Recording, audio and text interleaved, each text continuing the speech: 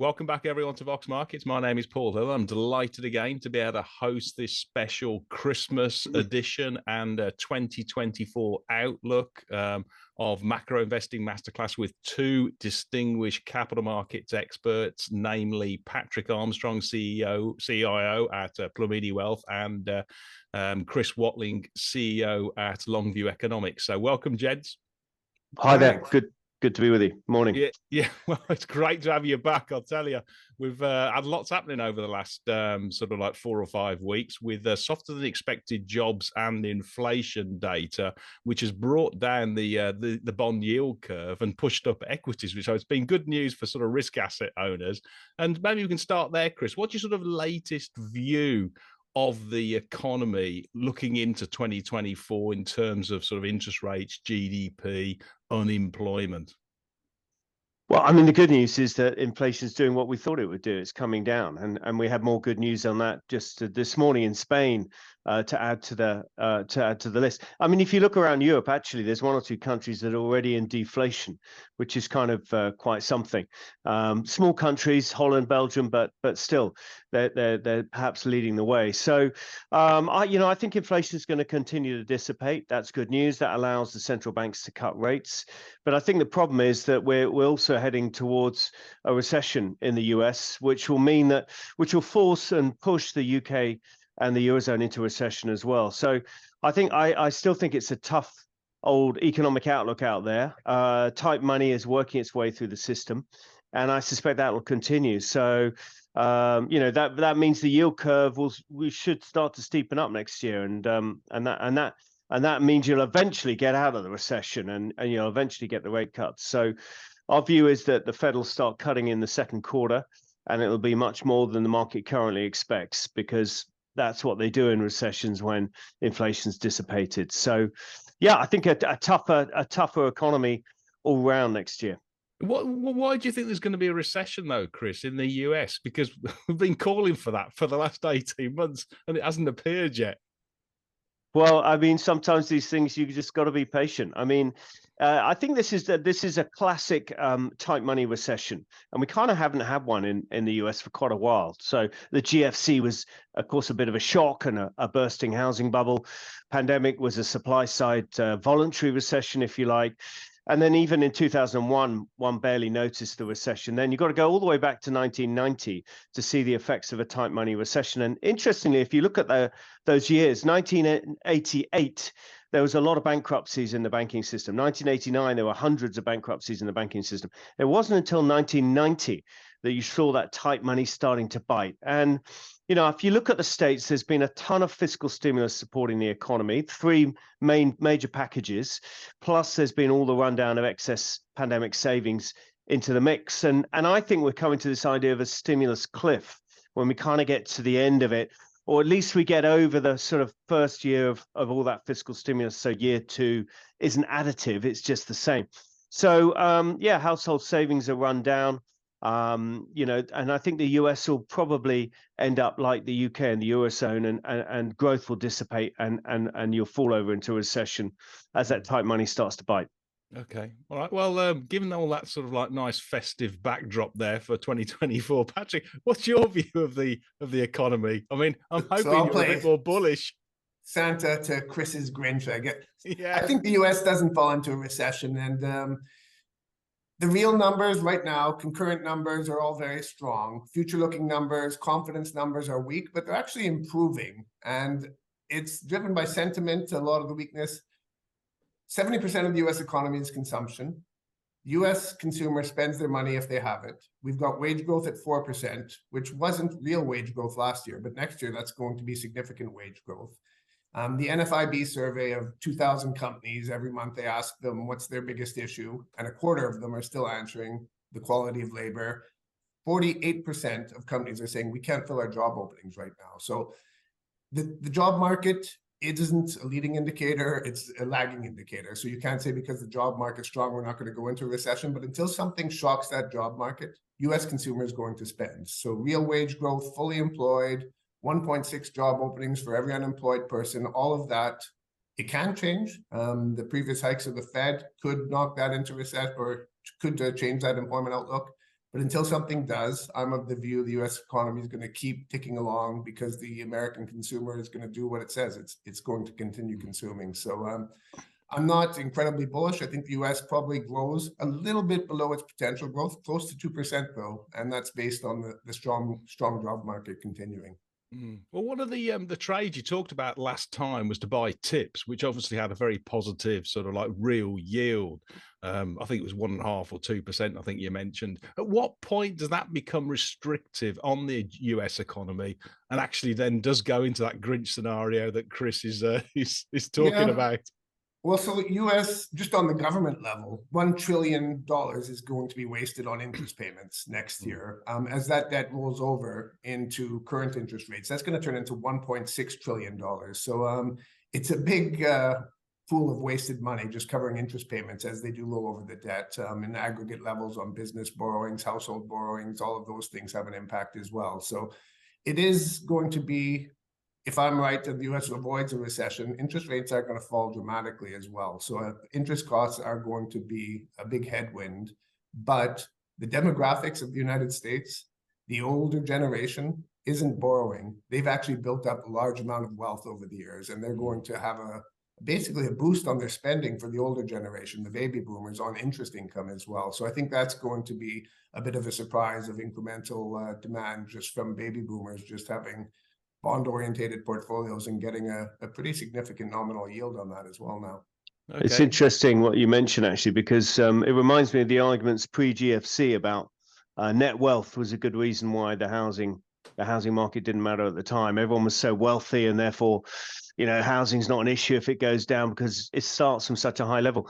GDP recessions are change at the margin. I think that's the interesting point. It's simply a contraction from where you start.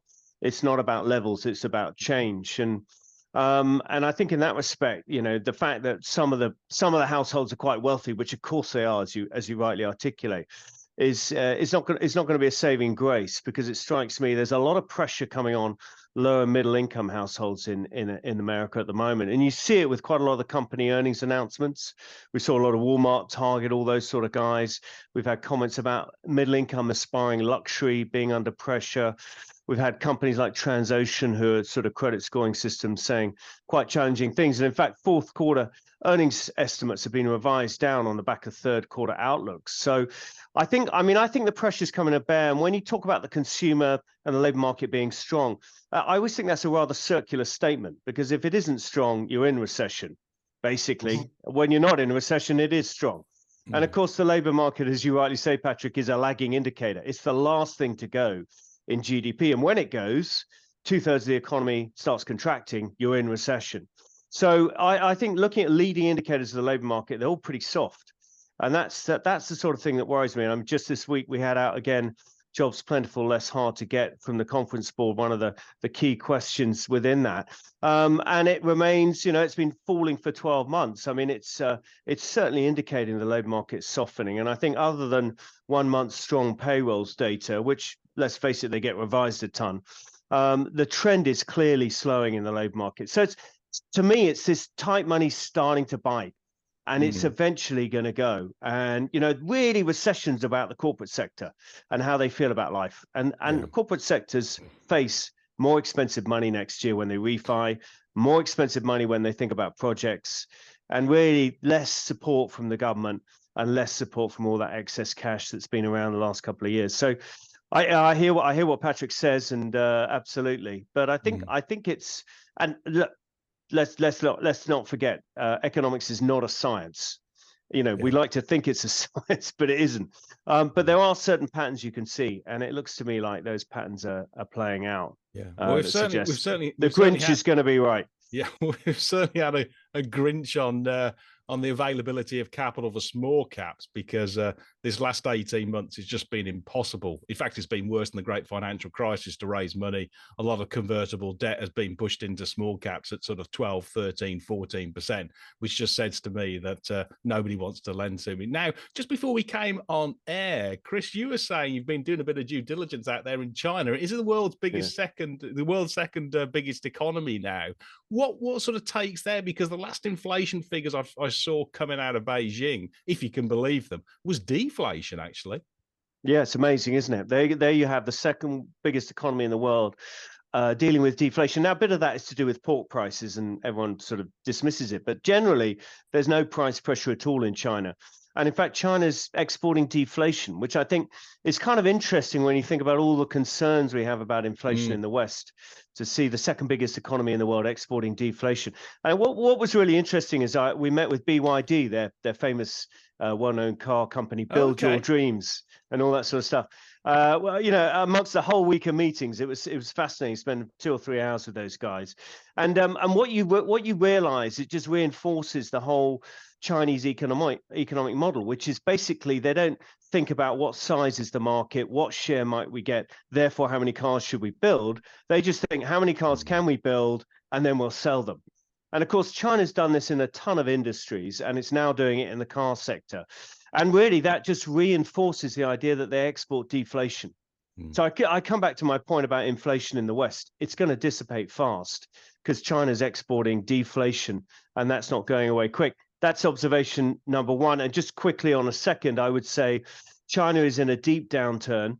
It's 2 years into what will be at least a 4-year property bust. What is it into a deep downturn though? Because I mean, the rule book was that you come out of COVID, which they locked themselves down for 2 years, and everybody was going to sort of like, you know, spend on services, go out to restaurants and travel. Yeah, well, I'd say you know, they're in a property bust. They're bursting a property bubble. They're doing their equivalent GFC, and that, you know, as we remember in America, it takes 4 or 5 years to unwind this excess.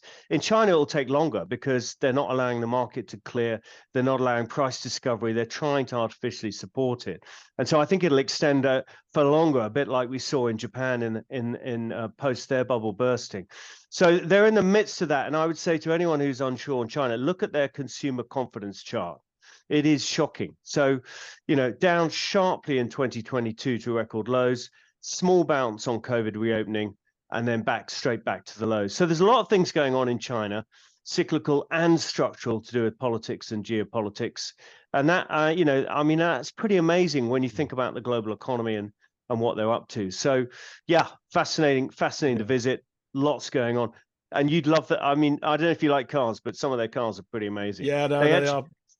Yeah, we have the electric MG is over here already in Birmingham, which comes out of. But anyway, Chris, yeah, you're full of festive good news, aren't you, at the moment? So we'll keep going. Now, Patrick, it is what it is. I know, yeah, no, I'm glad you're telling us the truth as well. In terms of sort of like, obviously the economy isn't the stock market, Patrick, and what's your sort of view for sort of like the equities for next year? Because it does seem as though most Wall Street banks who are issuing their tombstones of sort of like, you know, outlooks, etc., morphing around 5,000 for the S&P, which surprise is around about 8 or 9 or 10% higher than where it currently is.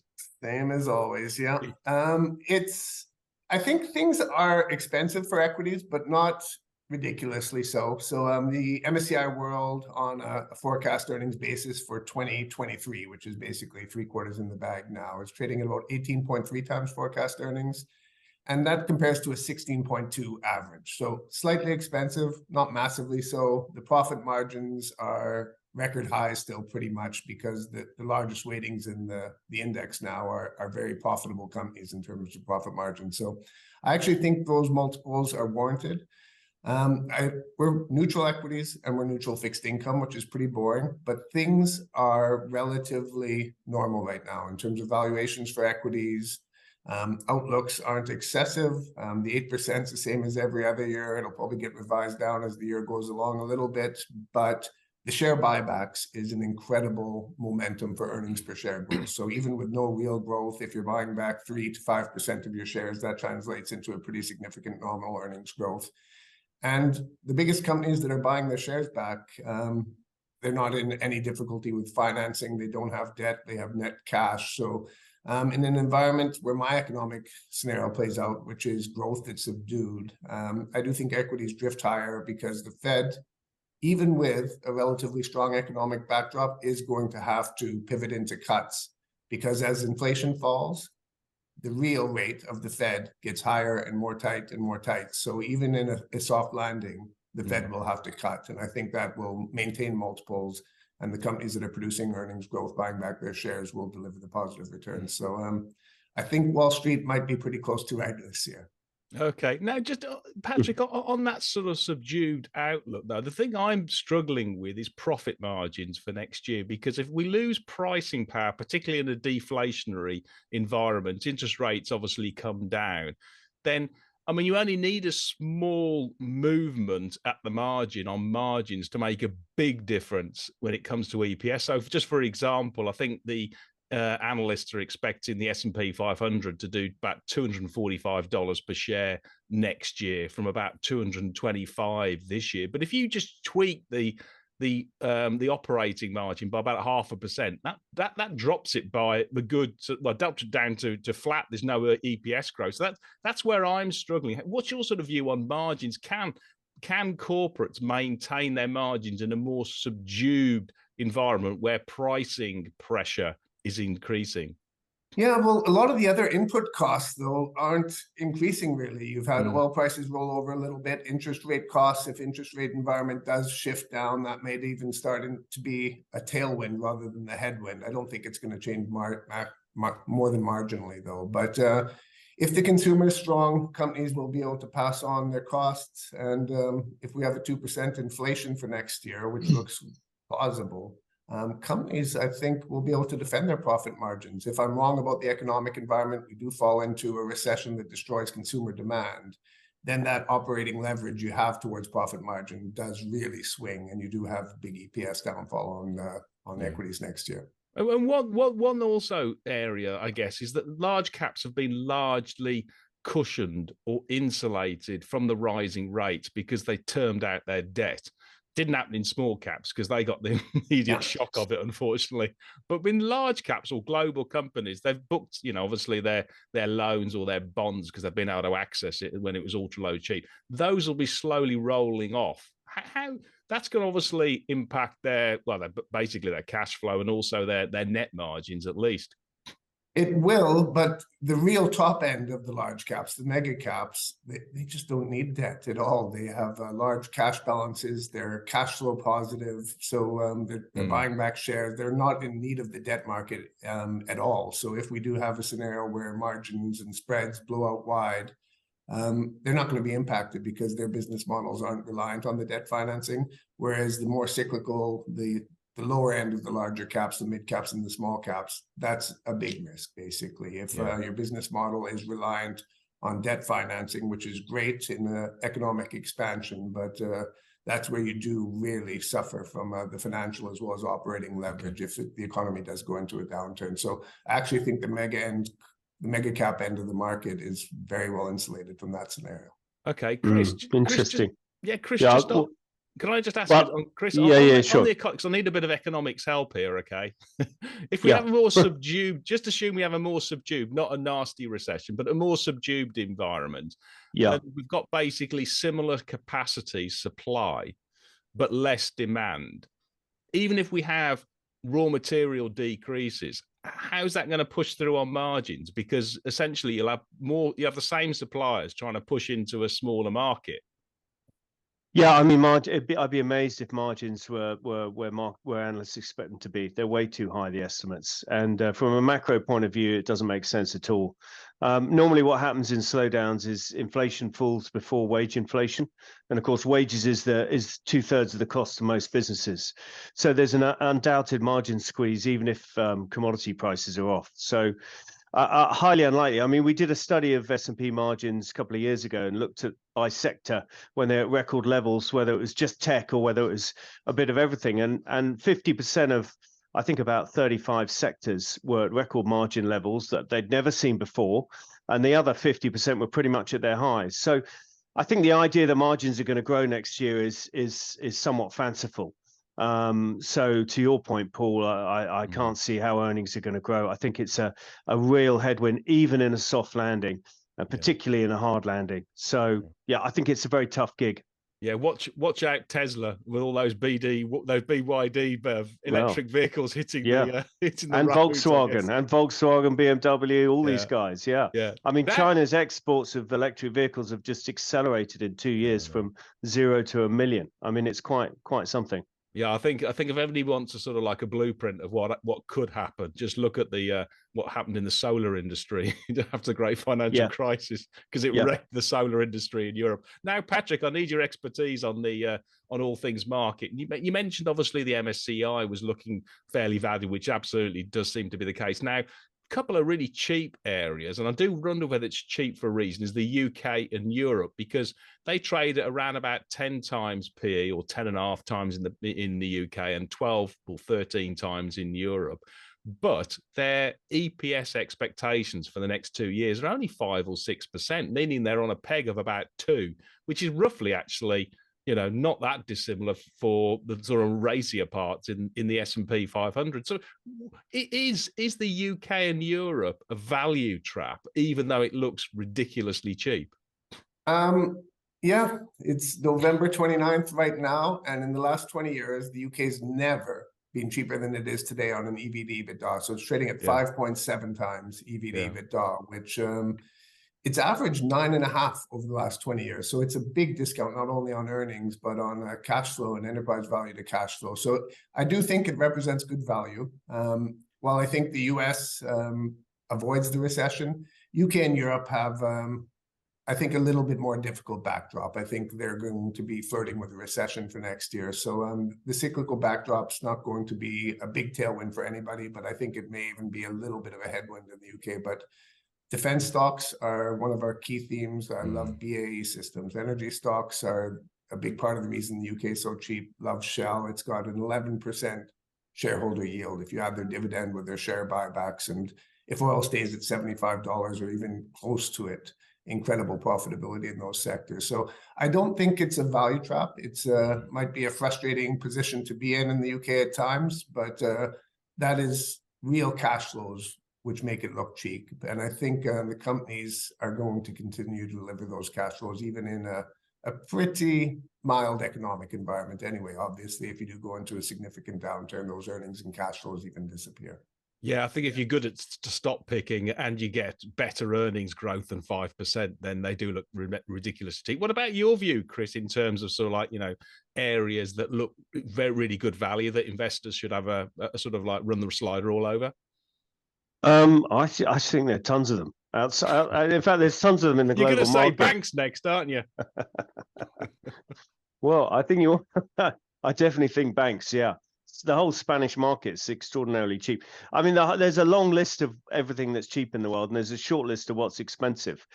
And if I was anyone with a long-term mindset in 2024, I'd be rotating out of expensive into cheap, because markets have fashions, and people it feels like tech's going to outperform forever, but it's actually only really been outperforming since 2015, when it was an extremely cheap sector relative to history and relative to the rest of the market. Now it's an extremely expensive sector, and we hear everyone, like as Patrick articulates wonderfully, telling us why you've got to hold these stocks. Everyone owns these stocks everywhere in the world, so they're massively over-owned, and it's time to rotate out of them. I mean, they account for 17% of the global stock market capitalization, 7 stocks, and there's about 7,000 stocks in the global stock market. So they're overly dominant. And really, the global stock market is essentially an expression of global corporate profits. And it's not correct that seven of them should account for so much of it. So I think what you'll find is that we live in a massively bifurcated global market, with tons of opportunities elsewhere. And I agree with Patrick. I think energy is a terrific opportunity in 2024. I think most of the commodity cost curves are underpinned. Cost inflation has hit commodities, so the cost curves have shifted up. So it means the commodity price themselves, there's a limit to how low they can actually go down and stay down. And what about China, though? As in, like you mentioned earlier on, if that's slowing down, then they're the biggest consumer of commodities. In fact, they're not but they're probably the only major consumer in the world. Well, it depends which ones you're talking about. Iron ore, sure, they're the biggest consumer of iron ore by miles. But the world, if we're going to build electric cars, we need a ton of copper, and no one's looking for copper. Oil, they consume a lot of oil, but they don't consume all the world's oil. America consumes a lot of it. So, I think a a lot of these cost curves are nicely underpinned. So I think commodities is going to be a feature. I'd look for weakness in commodity prices to buy in 2024. I think gold today, I love it. Breaking out, fantastic. And I think the gold stocks will eventually start following. So there's tons of opportunities. And I haven't even mentioned banks. Yeah, there okay. you go. All right. Just turning to fixed income. Mid and small caps. We mustn't forget mid and small caps, Paul. No, that's where I'm playing. Absolutely. Now, just in terms of the sort of fixed income, Patrick, if we have the central banks reducing or cutting interest rates sort of mid next year to respond to sort of slower conditions and being sort of proactive in terms of trying to avoid a sort of harder landing scenario, etc., then presumably the short end of the curve is going to fall. But what's going to happen to the back end in duration if we get sort of term premiums pushing out? Yeah, I think the back ends, when we spoke last month, it was about fair. I think it's fallen below fair value again now. So the US 10-year yield's at 4.3% today. All the issues that made it spike to 5.2 a couple of months ago are still in play, but inflation has definitely rolled over. So I think the inflation hawks, they've started to hide a little bit, but the debt dynamics, the populism, the protectionism, nationalism, all of those things are there that I think will require a term premium. So I think regardless of your economic view, you can make a case for a steepening of the yield curve next year. Obviously, in a recession, the front end is going to fall rapidly. Even in my scenario, the front end falls just because it gets restrictive as inflation rolls over. But I do think 10-year yields move a little bit higher by year end next year. And that's based on my view that the US does avoid a recession. In a recession, you'd want to own that duration. And I'm still of the view TIPS represent the best safe haven for our investors, because inflation over the next decade, I think, is a real risk that there's going to be a lot of political decisions that need inflation and basically by design create inflation despite a lot of disinflationary forces. So hedging against that risk, you can get that with gold, or you can buy a tip and get an extra 2.5% on whatever inflation is per year right now on real yields. And I'm guessing in terms of if you see that sort of steepening yield curve, who's that going to boost or help in the stock market? I'm guessing. I mean, does it help the banks, given it's now inverted, or does it help sort of like smaller companies more, given that they lend at the shorter end? Who would you say is going to be the beneficiaries of a steepening yield curve? It'll depend what causes the steepening. If it's a recessionary steepening, good point. It's not a great scenario for the small end. But if it's my version of the steepening, that'll be great news for companies that are reliant on shorter term financing. Not all steepenings are the same. Okay. Now, Chris, in terms of, again, the macro side, M2 money supply, I mean, I know you've been banging the table about this, but it keeps on going down, and you just got to look at the bank lending stats. I mean, I think they're negative now in the US and getting worse. And there was a survey which came out, I think only last week, saying consumers are really struggling to get credit. When's this going to turn in terms of improvement? Because if it doesn't turn, you can forget that sort of like, helping the smaller and the mid caps, because they're going to struggle like anything. And it's just going to, as you say, restricting sort of like, consumers from spending. Ultimately, their stored pandemic savings are going to run out.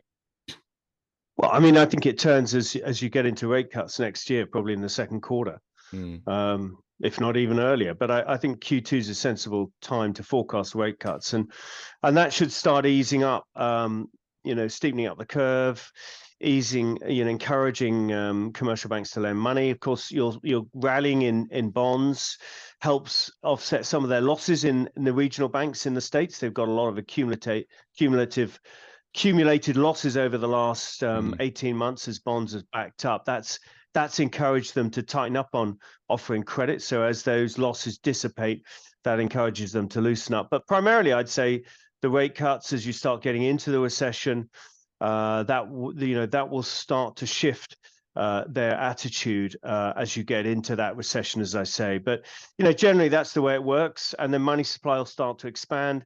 The system will start to ease up. Liquidity will become a bit more readily available for the banks, and and I think the important point here is delinquency rates are going up, charge-offs are going up in certain spaces, but on the whole, for most of the economy, this is not the GFC. It's not going to be dramatic rises in these charge-off and delinquency rates. It's going to be modest rises, and so it doesn't go on for that long. And once the banks think they're through a lot of that, and the rate cuts start coming, then they'll start easing up and opening the spigots again, and we'll see money supply start to grow again, and bank lending with that. Okay, and if the market's right in terms of cuts round about mid next year, and it's going to hold high for at least another 6 months across the sort of the UK, Europe, and the States, will that mean we've passed the point of avoiding a sort of like a harder landing? Because you'd hope the central bank is going to be preemptive of this, because another 6 months of tough money conditions isn't going to help consumers or small businesses a great deal. I've not known central banks be preemptive of much in the last 20 years, so good luck with that one. What about that transient inflation? Yeah, transitory inflation, or just trying to push up rates for 5 years after the GFC.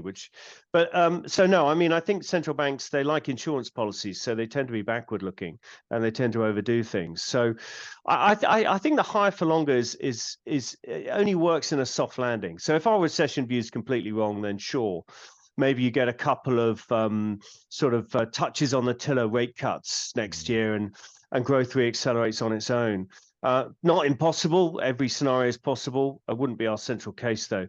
I think if you get recession, it's not high-ish for longer-ish. It's either it's meaningful cuts to steepen up the curve if you get recession. So it's either soft landing, touch on the tiller, or it's deep cuts. I think that's the bottom line. Okay, good. And then Patrick, in terms of sort of like your view, obviously you're more just subdued sort of growth across the world rather than a recession. What are the sort of key risks that sort of investors should watch out for? Is it sort of like, I don't know, continued sort of like US, China sort of restrictions, or failed bond yields, failed bond auctions, or whatever? Yeah, there's a lot of geopolitical risks. The war expanding and broadening in the Middle East, that's a potential good news scenario where basically things de-escalate. But if Iran does get into the fold formally, that can be a big issue if US starts putting even a lot more sanctions on countries that are aiding countries fighting its allies. That's a risk with China and the US and the whole Middle East and the US. So those kind of things are a very clear risk. And what the risk will be this time next year will probably be something we can't even think of if there is a big tail event. So it's the risks about usually aren't shocking, but the things that do catch you by surprise are the ones that really impact markets and are almost unforecastable. Okay, good. All right. Okay. Well, let's go for some final, some sort of conviction plays. What are you sort of, Chris? What are you sort of talking to your sort of like investors and your customers in terms of places that they should be sort of like putting some having the good luck to put some money to work? A couple of areas in the short term, which are really sort of move defensive. You look at something like consumer staples; it's actually quite a cheap sector relative to history and relative to the market, which I think is kind of interesting. And I also like plays on bond yields. Would that be examples like Unilever and Nestle and people like that, or is that a bit too still pricey? I don't look at individual stocks, but those are two of the biggest stocks in the index globally. So I would imagine they'd be caught up in that. Patrick might know specifics on those. So those kind of things, you've got to hide in stuff that people will always buy, recession or no recession. And the consumer staples tend to be that kind of play. Some of the utilities as well have weakened. I also think there's probably quite a few REITs out there, but you need to be a REITs analyst, because all the REITs went down as bond yields went up. Some of them are actually quite good quality and just got caught up in the sentiment towards the whole sector. And as bond yields come off, and I think they'll come off further personally, the REITs, the bond yield plays, REITs some of them will do very well. So I think there are opportunities there in the near term. And then as you get into the recession, you know, next year, if we're right, you want to rotate into cyclical stuff, mid and small caps, all that kind of stuff that'll do really well as you start coming out of the recession, as they start cutting rates. So as I said, there's a ton of opportunities out there. You just got to go and grab them. What about Chinese REITs there having, would that be one exception with it? REITs. Okay. So Patrick, in terms of what's sort of your conviction plays? Obviously, you know, Tips is working well for you. But I think you've had a pretty good year anyway, but in terms of 2024. I think the defense industry, unfortunately, is going to have secular tailwinds behind it. Countries have depleted their military resources, and they're all committing to meet their NATO targets. And we're in an environment where defense spending is going to be structural for a number of years, I believe. So I think those companies trade at 15-ish times earnings, which is in line with the market multiple. I think they have less cyclicality now than other industrial companies because of this tailwind of defense spending. So I think that's a market multiple type sector with above market multiple growth and predictability. The energy stocks I've talked about. On the M&A side of things, I think it's the Canadian mid-cap energy companies that are really going to be takeover candidates. I think Biden or whoever the president is going to approve a pipeline down from Canada into the US to offset their basically growing demand more than they're even producing probably by the end of next year. So Venezuela is going to be part of that answer. But I think getting more Canadian oil down to the US, and these companies are trading at 2.5 times cash flows, some of them. So incredibly cash flow positive even right now. Love long duration Tips is a safe haven that's going to pay you in a recession and pay you really well if we get into a stagflationary environment, which no one expects. But when I talked about an unforeseeable shock, those geopolitical risks I worry about, that is a stagflationary environment. When you really have war, supply curtailment, nationalism, protectionism, it's not something that's completely implausible. And I really like the Tips payouts in that scenario. Short duration bank debt, I think, is just risk-free.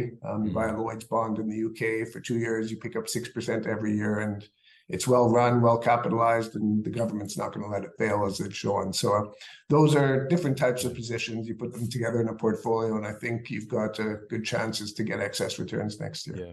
You prefer the bank debt rather than actually the bank equity because it's sort of like a more risk-free return? I still do, yeah. I think if you buy the banks, you can't have massive return expectations. So 6% isn't incredible, but that's very predictable, incredibly safe. You may have a little bit more upside in the banks because they are at undemanding multiples. But regulations and fines, banks just don't avoid them. There's lots of issues with sanctions and getting more complicated, and continuing fines are going to be unpredictable earnings hits towards these banks that I think are structural to come. I don't think they hurt the solvency. I don't think they hurt the bonds, but they do hurt equity returns, in my opinion. Yeah. And what about sort of like potential investment areas to, mistakes to avoid or areas to avoid for 2024, Patrick, given your sort of like, outlook? Which ones would you be sort of like definitely underweight or so the ones... Because I have a very different outlook to Chris, a lot of the sectors he's attracted to that are really going to be resilient in a recession, I'm happy to avoid them because I don't think the interest rate cuts come, and I think property stocks are still at risk. So I think Simon Properties owns shopping malls. People are shopping from home, and it's still got a ton of debt. Vonovia is very highly levered for residential property in Germany. China Vanke was short its Chinese property marketing. There's just not enough demand for all the buildup of Chinese flats. So those defensive sectors that have really been punished by higher interest rates, if we don't have a rolling over of longer term interest rates, I think they're still going to face very stressed financial conditions. But again, it's a very different outlook to Chris, is why we have very different sector views, I think. Yeah, yeah. What about you, Chris? Where would you be sort of like suggesting you don't get burned for next year? I think I'd sell some of the Magnificent Seven. I think they've had their day. So, I mean, I still don't understand why Apple's such an expensive stock. Seems extraordinary to me. I know it's purportedly has this moat and it's a cash cow and all that sort of stuff, but it doesn't really grow, and its PE ratio is over double what it was 5 or 6 years ago. And it's such a big stock compared to the rest of the market where there's so many opportunities. So I think people will use it next year as a funding source to buy other stocks, which will cause a bit of a challenge. So I think Tesla, as you articulated, you go and visit BYD and you wonder why Tesla's on such a rich multiple. Other car companies perhaps as well, some of the German ones, but I'm not an expert on that area, so take that with a pinch of salt. But yeah, there's tons to avoid. What about cash? What about cash? Would you be holding cash for opportunities, or given essentially, you can now get what 4 or 5% just on short term? Yeah, I think you want cash and gold in the next 6 months into the downturn, absolutely. And you want to keep some powder dry, and as well as a bit of defensive stuff. I wouldn't. When I say REITs earlier, just to be clear, quite a lot of them are trash. But there's some really good ones mixed up in that. I think that's the key point. So I wouldn't disagree with what Patrick said. I wouldn't buy Vanke either. Wouldn't go near any of the private sector developers. You need a deep dive. There's a couple out there who'll survive, but the majority, I think, have got a real problem. So yeah, I mean, and look, there's some emerging markets out there that are going to provide opportunities early next year. They're cheap as a group. Some of them love rising commodity prices. Some of them have got high real interest rates, so they're attracting currency strength. I mean, there's so much going on. It's going to be a fascinating market 2024. There's going to be a ton of opportunities. You just got to get your timing right, and so on. Okay, right. I'm going to put that. The last final bullet question is, where is the S&P going to be at the end of next year? And I think it currently trades at roughly around about 4,500. So, Chris, give us a shot. Given your view, where's it going to be? I think point forecasts in 12 months' time are a complete waste of time. Have a guess then. I'll give you a guess. I tell you, all I know is that the strategist consensus is always wrong, and like you said, it's always 7 or 8% up on the year, which the S&P almost never does. So I think it'll be a lot lower in the first half, and it'll rally nicely in the second half. Let's put it like that. Okay. What about you, Patrick? 48.50, if you want to know. Okay, good man. That's what I like to see. Yeah, no, I mean, I must admit, we're going to hold him to that. We're going to hold you to that. No, I'm glad he's sticking a flag in the ground there, because I'm actually with him. I think we'll probably see a more subdued economy next year, but it's going to be a stock pickers market when it comes to sort of equities. And I think when it also with the yield curve, as you rightly point out, Chris, if it does start to steepen, then you've got to think about who's that going to create headwinds and who's it going to give tailwinds to. So those could be nice beneficiaries. Put it this way, small caps, if the front end comes down and we see better availability, is going to help them a lot. But it's going to fly. We're a long way away from that at the moment. What's your prediction, Paul, for the S&P 500 at the end of next year? I think it's actually for the S&P 500. I think it's going to be flat. Actually, I think it's going to be about 4,500. I think you're going to see that rotation from the Magnificent Seven into broadening out the economy, because people have just been hiding out in those big tech stocks, and they just need to take breath there. I know why they're up there, but it's just as a sort of like people have chased it up, and they've just kept on that momentum. But it doesn't mean the winners of one year are going to be the winners of the following year. Anyway. Okay, interesting. Well, I look forward to seeing how this all plays out. Okay. All right. Well, thanks very much again, guys. I hope you have a great Christmas and New Year, and look forward in hearing your thoughts about 2024 in January. So thanks again. See you next year. Thank you.